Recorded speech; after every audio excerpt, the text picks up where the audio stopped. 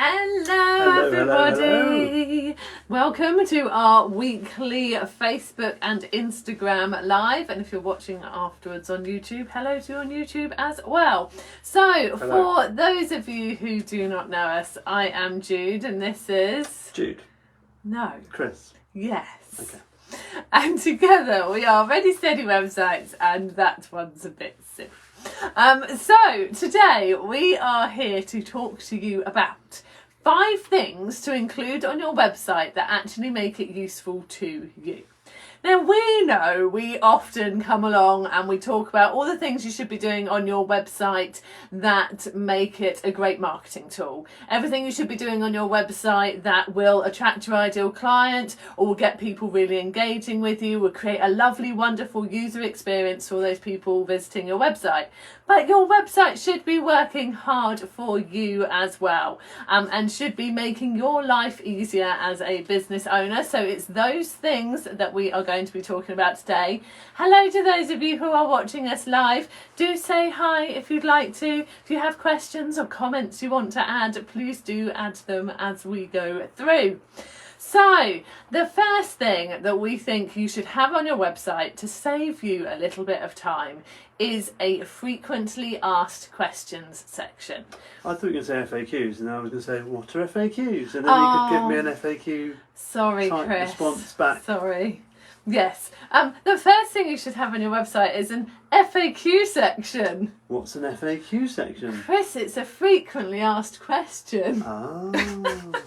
So there are probably questions that you get asked a lot, and you perhaps find yourself replying to emails over and over again with the same answer, messenger messages, having the same conversation with people. So if you've got an FAQ section, it's so easy to just reply with, we've got that question covered and more in this FAQ section, and send them a link. And then that saved you time.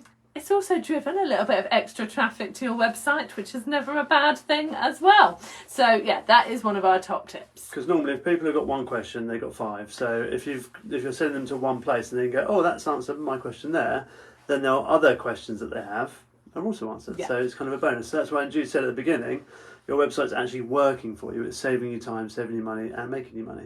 And Natasha's just said on Facebook she's never thought to have an FAQ section with monkey covered eyes. So now you can do it, Natasha. I bet you do get lots of similar questions as well, knowing what you do. And as an aside, an FAQ section on a sales page is really powerful in terms of taking away objections and barriers for people to buy. So definitely have one on a sales page. Absolutely. So the next thing that we suggest that you have, if you are out there doing speaking gigs, or perhaps you are going on podcasts, or someone's asked to feature you on a blog or in a magazine, any kind of featured opportunity, it's a really good idea if you have, like, I've called it a press page. It's not necessarily the press as you kind of think about papers and news and stuff like that. But it's really great to have a press page on your website. Could be called a press page, could be called a media kit, whatever you want to call it. Media kit, that's a nice way of putting it. Which has your bio on there, and you could have a short bio and a long bio. Has a few images on there of you that can be downloaded. If you are a speaker, perhaps it has like your speaker intro you like to have used at events. Maybe it will have a show reel on there as well if you are a speaker or someone who does lots of publicity type stuff. So if you've got a page with all of that on your website where you can, again, when someone says, if you've got a bio and a photo I can use, you can go, here's my link.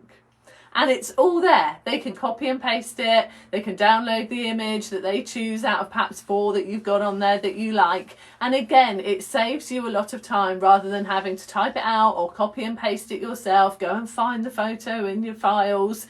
It's just another fantastic tool, and it's something that we've only done in the last few months for ourselves. But wow, it's easy. It's so simple, like for us when we're doing our own stuff as well. When we want to do a sales page and put a bit of blurb about ourselves on the end, we're like, well, that's on our press page. Nice and easy. So yeah, there is a media kit or a press page is a really, really good tool to have on your website and as if you want to see how they look, we've got one on our speaker template and one on our influencer template as well.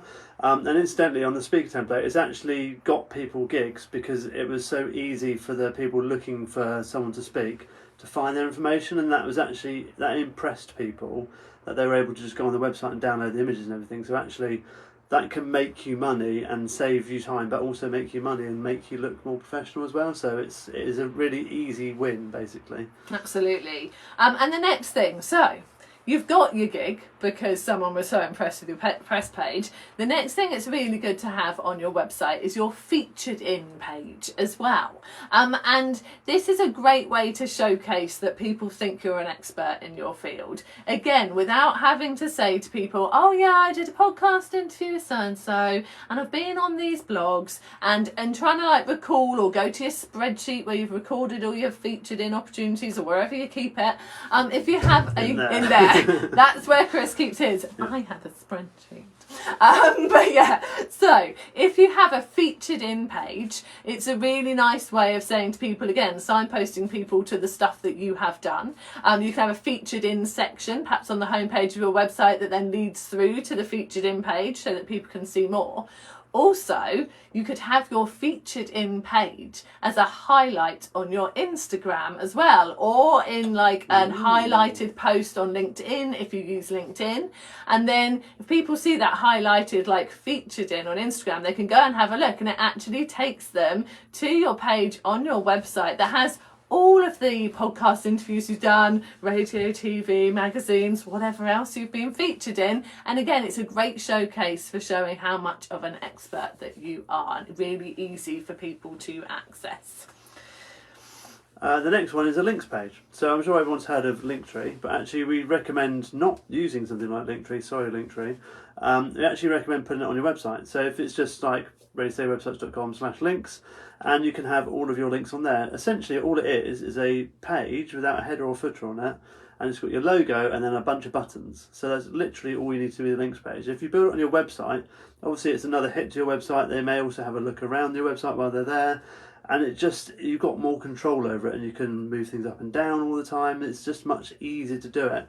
And I know Linktree is free, but some of the stuff you can do on it are involving pay plans. So if you have it on the back of your website, it's just so much easier to do, and it's something else you don't have to have another login for. So just put it on your website. It's easy. Yeah, and also a links page is fantastic, especially if when you are discussing perhaps via email or messenger message again what you do and your services, and perhaps you normally sort of say, well, if you'd like to check out this part of what I do, you can go to this link. If you'd like to check out this part of what I do, go to this link. I also run a community. If you want to come and join my Facebook group, go to this link. And you find yourself writing a message that's got 3 or 4 links in it. Actually, if you said, I do all of this stuff, here's my links page, and you can go and find out about each of them through clicking on the right link on the links page. Again, it's made it easier for you. You're not having to copy and paste all these different links to tell them about things. It's fantastic for Instagram as well, when it only lets you have like the one link in your bio and you can't put links into your posts. So obviously having your links page in there, and then whatever you're writing a post about, you can say, follow the link in my bio to my links page, where you'll be able to click on my blog, or where you'll be able to click on our services, or whatever it is that you're talking about. So a links page actually on your website is really, really fantastic. And the final thing that we think is a really good idea to have on your website that will save you time, make everything a little bit more efficient for you in your business, is to have a calendar booking page or section on your website for booking in calls with people, or booking in client sessions, whatever it is that you do as part of your business, rather than doing that to and fro of, well, I'm free Wednesday at 11. Oh, I can't do Wednesday. What about Thursday? Oh, no, Thursday's no good for me. If you have a calendar booking link, it is so much easier for you, gives a great impression to the person you're trying to book in with as well, because it's so easy and simple for them. So that one is definitely worth doing.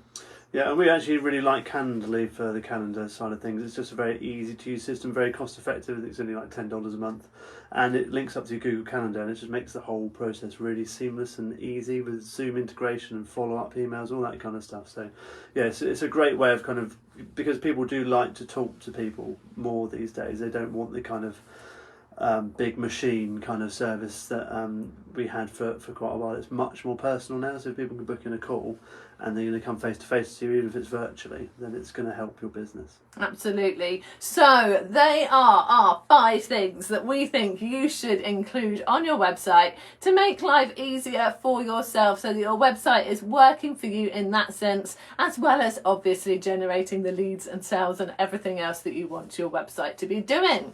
Yes. So if, for those of you who are watching live, if you do have any questions or comments, please do put them in the comments now and we'll answer them before we go. And we will be back again on Monday next week at 1:30 with more fab website tips on both Facebook and Instagram. So hopefully you can come and join us then.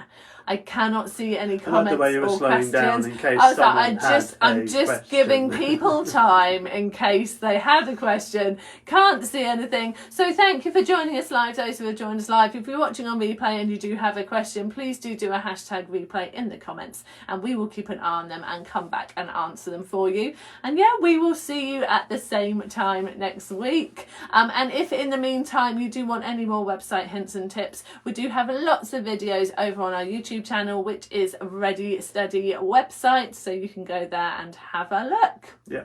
Cool. Right, have a fab week. Take care, everyone. Bye. Bye.